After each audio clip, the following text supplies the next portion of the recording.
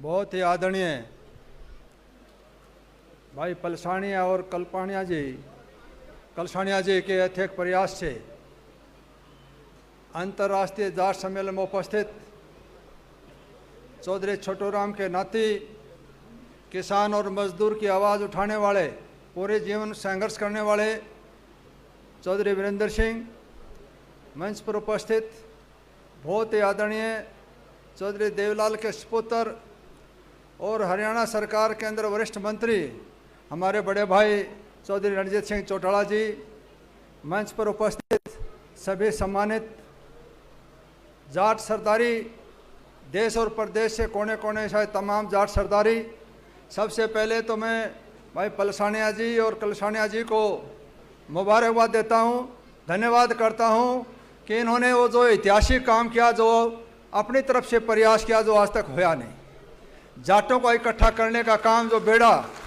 इन नौजवान साथियों ने उठा रखा है, इसलिए मैं तो कामना करता हूं, भगवान से भी कामना करता हूं अपने मिशन में कामयाब हों। हम सबका कर्तव्य बनता है कि एक दूसरे का हम सहयोग करें, अच्छी व्यवस्था के साथ आगे बढ़ें। हमारी जाट की एक पहचान होती थी, जुल्म के खिलाफ लड़ना, गरीब की मदद करना, असहाय को सहारा देना, दुखिया का दुख बटाना, यह हमारी पहचान थी। पूरा जाट समाज हरियाणा, उत्तर प्रदेश, राजस्थान और पूरे हिंदुस्तान कोने कोने से जाट और पंजाब के सिख भाई की पहचान थी। किसी बस और गाड़ी, ट्रेन के अंदर कोई बहन बेटी सफ़र करती थी तो पुलिस से भी ज़्यादा सुरक्षित अपने आप को महसूस करती थी कि इस ट्रेन के अंदर सरदार और जाट बैठा हुआ है। ये हमारी पहचान,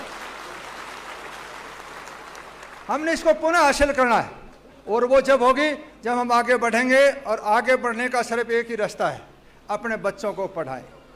अच्छी शिक्षा, अच्छी तालीम। मैं तो कहता हूँ कि हिंदुस्तान में सबसे ज़्यादा अगर उच्च कोटि की संस्था है, उच्च कोटि की व्यवस्था है तो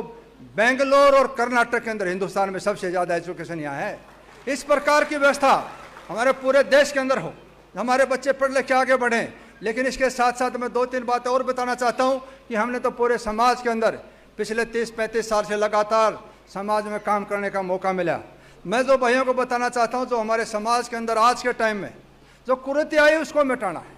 आज नौजवान पूरे देश के अंदर नशे की तरफ भाग रहे हैं, एक दूसरे की टांग करते हैं, एक दूसरे को नीचा दिखाने में लगे रहते हैं। ये जो ताकत दी है, इसका सदुपयोग अपने बच्चों के भविष्य के लिए, अपने पूरे संस्कार के लिए सबको साथ लेकर आगे बढ़ेंगे। जाट सरदार, जाट समुदाय अगर हम इकट्ठे होकर अपनी लड़ाई लड़ेंगे, आगे बढ़ाएंगे, एक दूसरे का सहयोग करेंगे तो दुनिया की कोई ताकत नहीं। मुझे ये कहने में भी कोई फख्र नहीं है कि जाट समुदाय से खून से पैदा होने के नाते कि दुनिया में इससे बड़ी और कोई मजबूत कौम भी नहीं है अगर ये अपनी ताकत का, अपने सौरभ को पहचान ले। इसलिए सब भाई मिलके बुराई को रोकना,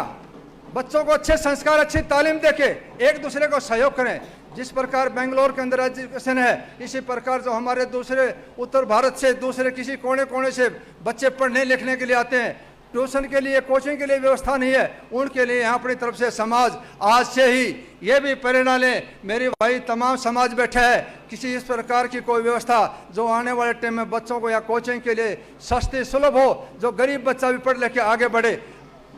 उस समाज का जो अंतिम छोर पर जो बसने वाला आदमी है, जिसको जरूरत है, और ये समाज के जो साधन समर्पित आदमी बैठे हैं, हमारा भी कर्तव्य बनता है उनका सहयोग करके उनको आगे बढ़ाएं। इसलिए मेरी भाइयों से प्रार्थना है, जाति पाति से ऊपर उठ के सब समाज को साथ जोड़ के एक बेहतरीन समाज बने, एक दूसरे का सहयोग बने, शक्तिशाली, समर्थ, एक मजबूत भारत बने, पुनः भारत सोने की चिड़िया बने, उसमें हमारी भागीदारी हो। हमारे समाज का दुनिया के अंदर जिस प्रकार हरफुल जाट जुलानी, चौधरी छोटूराम, चौधरी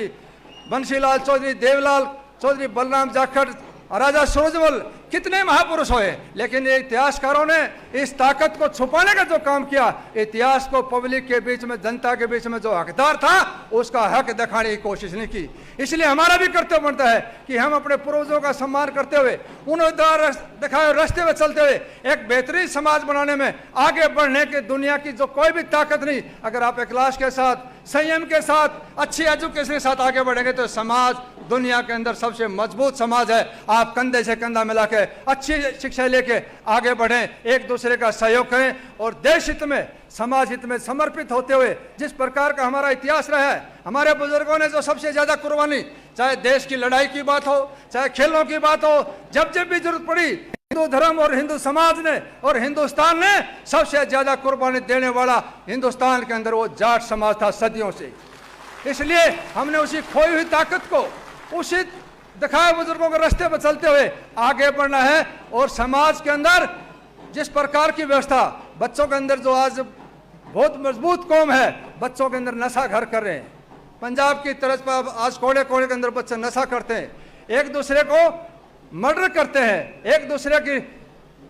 हत्या करते हैं। तो इसलिए जो बहुत बड़ी हिंदुस्तान की ताकत है, उस ताकत को बचाने के लिए, आने वाले भविष्य को बचाने के लिए, इस कौम को आगे बढ़ाने के लिए आज से प्रेरणा ले, आज से ये कसम खाए कि हम एक दूसरे का सहयोग करेंगे। मैं पुनः भाई कलसानिया जी और कलपानिया जी को मुबारकबाद देता हूं और ये विश्वास और भरोसा दिलाना चाहता हूं कि जब भी समाज में जिस भी प्रकार का कोई भी आयोजन, किसी भी प्रकार की ताकत तन से, मन से, धन से समर्पित हुए, समाज के लिए 24 घंटा भाइयों के बीच में हाजिर हूं। आप लोगों ने मेरे विचार रखने का, आप लोगों को रूबरू होने का मौका दिया, तमाम भाइयों का, कलसानिया जी और कलपानिया जी दोनों का तहे दिल से आभार प्रकट करता हूं। धन्यवाद। जय हिंद, जय भारत।